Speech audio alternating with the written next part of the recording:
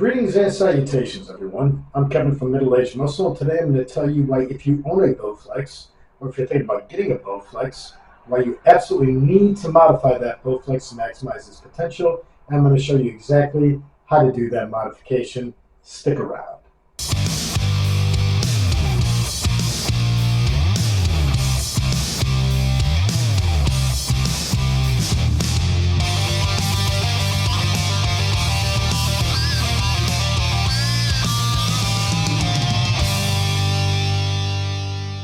So if you own a Bowflex or are thinking about getting a Bowflex, you may be thinking to yourself, why do I need to modify it? What's wrong with the Bowflex straight out of the box that it needs to be modified? And I'm going to explain exactly why it's almost an absolute necessity to modify your Bowflex to maximize its potential. To illustrate, if you've gone to the gym or you've lifted free weights at any point in time in your life, you will notice a difference between lifting actual weights, even machines at the gym that have weights, cable machines, whatever, but they have legitimate weights on them. You are going to notice a difference between the quality of the exercise you get from lifting actual weights as opposed to using the Bowflex. And here is why. And it has to do with the resistance and the time under tension. Time under tension being how long your muscles are under tension, and that is kind of key to, well, a big key to actually building muscles. So with that in mind, when you are lifting free weights, for example, you have a dumbbell in your hand. You have a 35-pound dumbbell in your hand. That 35-pound dumbbell is 35 pounds down here, it's 35 pounds here, it's 35 pounds here, and it's 35 pounds here. It's always going to be 35 pounds. That's just the nature of it actually being a weight. Now with the Bowflex, you don't have weight. You have what they call power rods. And the power rods are what create the resistance, which is what puts time under tension on your muscles when you're using the Bowflex. Now, what is the difference? And this is it, and this is key. When building muscle, you need to keep your muscles under tension as much as possible. So with the Bowflex, there's two caveats to this actually. The Bowflex will say that a 50-pound power rod is the same as 50 pounds on weight. Now, I found this to not be true whatsoever. A 50-pound power rod on the Bowflex does not even feel anywhere near close to what a 50-pound weight would feel like.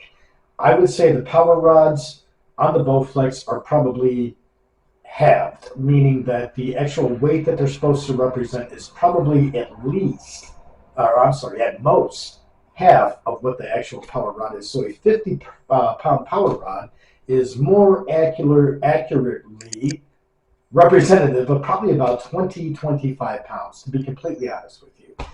You can take a scale and do the tension to see what it actually is, but it feels a lot less than 50 pounds, and that's a problem. The other problem with it is that when you're exercising, like I was telling you earlier, with the dumbbell, it's always going to be 35 pounds. That Bowflex power rod is not at full resistance, full tension when it is at the top. It doesn't reach its full resistance and tension until it's almost always fully extended. So what does that mean? That means when you're doing an exercise on a Bowflex, for example, we'll take the 50-pound power rod, which is more like 20-25 pounds. It's not going to be 20-25 pounds all the way through your exercise. Your muscles are not under tension, or as much tension as they should be.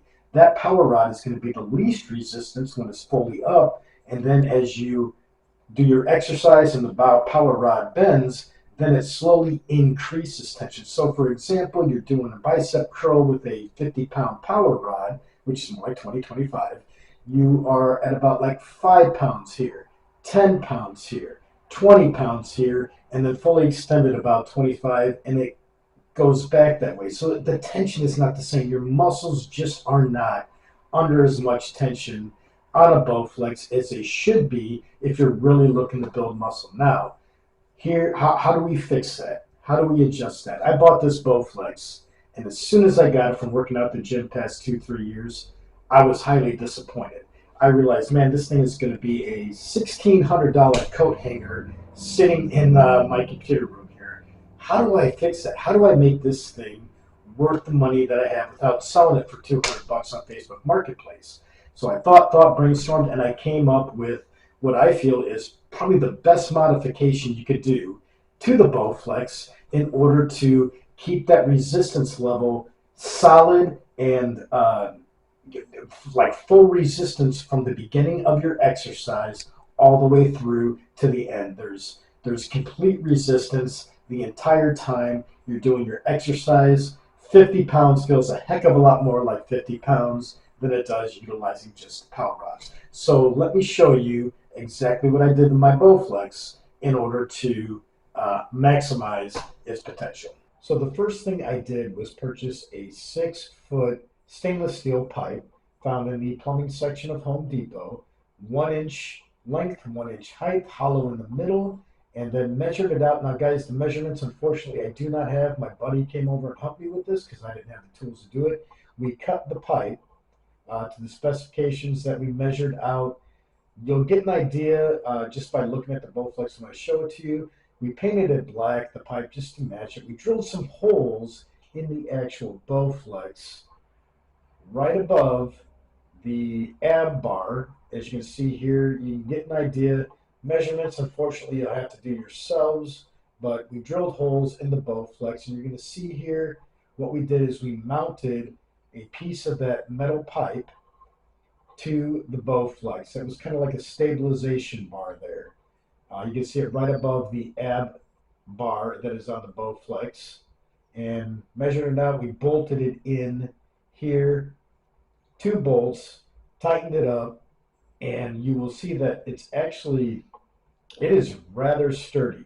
That pipe right there is rather sturdy. So it's right above. Now the idea here, look, I got a clamp here just for stabilization, but we cut 2 more pieces of that pipe, as you can see here. We bolted it to that stabilization bar and extended it out above the power rods. And what we did is put some eye bolts in it. You'll see here in just a second. And we attached resistance cables. See those eye bolts there, right above the power rods. And you take some carabiner resistance pods. There is the 2 pipes bolted to the stabilization bar. May look kind of chintzy, but it's actually super stable. And I got a clamp on there just to kind of stabilize it even more just in case. But here's an example. This is 15 pounds with just the power rods, Bowflex power rods. Now look at that. I'm using my fingertips here. That is not anywhere near 15 pounds. That's a 10-pound power rod and a 5-pound power rod. Now, I take a 10-pound resistance cable, which I got right here, and then I take a 5-pound power rod, attach it, 10-pound resistance cable, 15 pounds, and I'm going to move over here just to give you an example. Again, fingertips, oh, not so easy anymore. Can't do it. I've got to use full force. You're getting resistance all the way from the beginning, all the way through to the end, and you can use these carabiner cables on all your exercises. So as you can see, extending those bars, I think they were about 12 inches that we cut them, out above, hovering above the power rods with those eye bolts, attaching carabiner resistance bands to the eye bolts and attaching them to the Bowflex along with the power rods creates so much more resistance from the very beginning of your exercise to the end. I promise you guys, you will see a world of difference just by doing that. Now, I'm just using 10-pound resistance bands on all my exercises now. And just that 10-pound resistance band alone, from legs to abs to biceps, triceps, chest, shoulders, everything, just that 10-pound resistance band creates enough tension from the very beginning of the exercise all the way through it. The resistance bands, I think, are about 10 or 12 inches long. I think about 12 inches, including the carabiners at each end.